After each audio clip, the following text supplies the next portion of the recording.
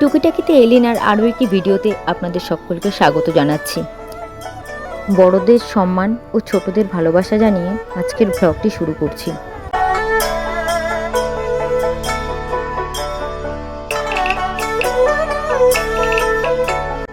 আজ আমরা ঘুরতে বেরিয়ে পড়েছি, আর আজকে আমাদের গন্তব্যস্থান হলো চাকদহর জগন্নাথ মন্দির। আর আমার সঙ্গে যাচ্ছে আমার দিদি ও তার ছেলে।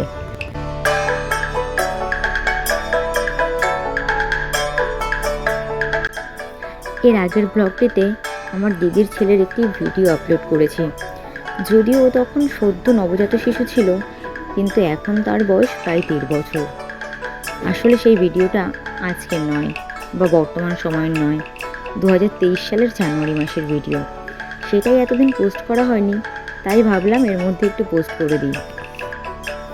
কিছুটা বড় হওয়ার পর কতটা দুষ্টু হয়েছে তার কার্যকলাপ একটু বাদেই ভাগ করে নেব আপনাদের সঙ্গে।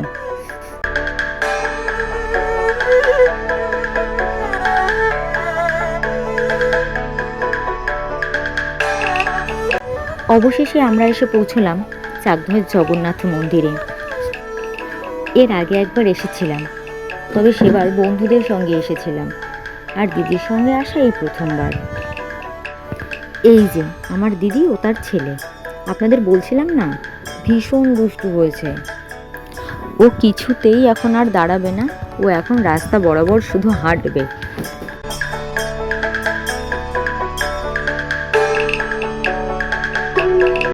ওই দেখুন কত দূর দৌড়ে চলে গেছে।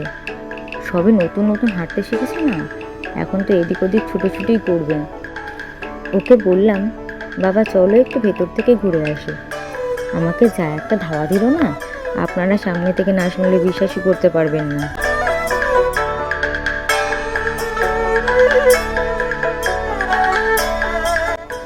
ওই যে অবশেষে ওর মা ওকে ধরে বেঁধে নিয়ে এসেছে। আমি ওকে বলছিলাম, বাবা তুমি যেটা করছো সেটা কি ঠিক? মাঝে মাঝে ঘাড় নেড়ে বলছে না।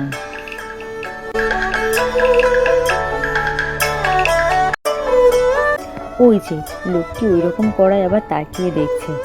আসলে অচেনা মানুষ দেখলে না একেবারে শান্ত হয়ে যায়, আর যদি চেনাশোনা হয় বাবা যেমন দুষ্টুমি করবে তেমন গায়ের সঙ্গে আটকে পড়ে থাকবে। কিন্তু ওই যে অচেনা মানুষ দেখলে একেবারেই শান্ত ছেলে হয়ে যাবে। ওই যে আবার ছুটলো। আসলে ফাঁকা রাস্তা পেয়ে ও এখন শুধু হাঁটবে আর হাঁটবে।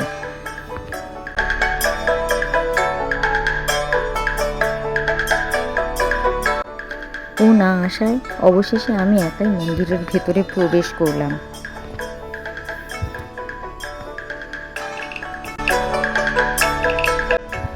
এই যে অনেকটা সময় পর সে মন্দিরে এসে প্রবেশ করলো।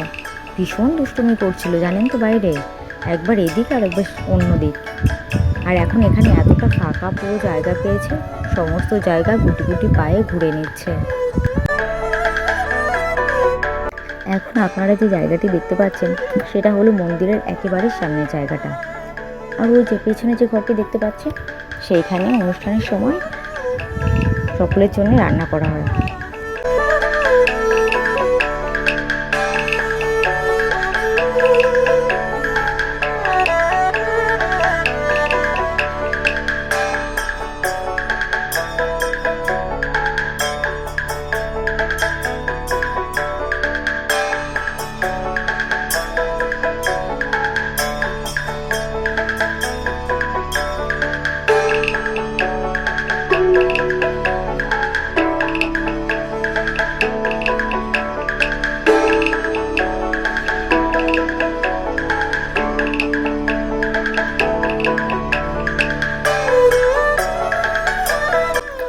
বেশ সুন্দর জায়গাটা, আর মন্দিরটাও যথেষ্ট সুন্দর। এই যে পুরো জায়গাটা এবার আপনারা একটু এক ঝলকে ভালো করে দেখে নিন। এইটা হলো আমার দিদি, ও নিজেও ব্লগ করছে।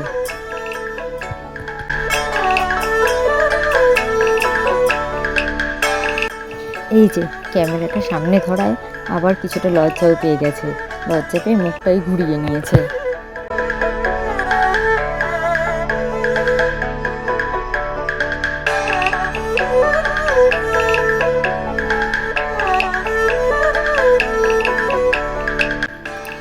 কাঁঠাল হয়েছে দেখুন গাছটাতে, বেশ ভালো লাগছে গাছটা দেখতে।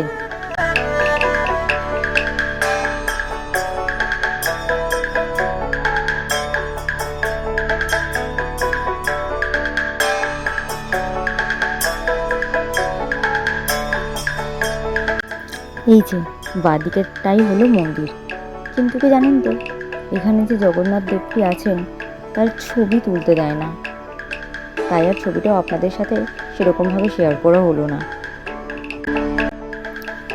মন্দির ভ্রমণ হয়ে গেছে, এখন আমাদের বাড়ি যাওয়ার পালা। চলুন, পরে দেখা হবে অন্য কোনো ব্লগে।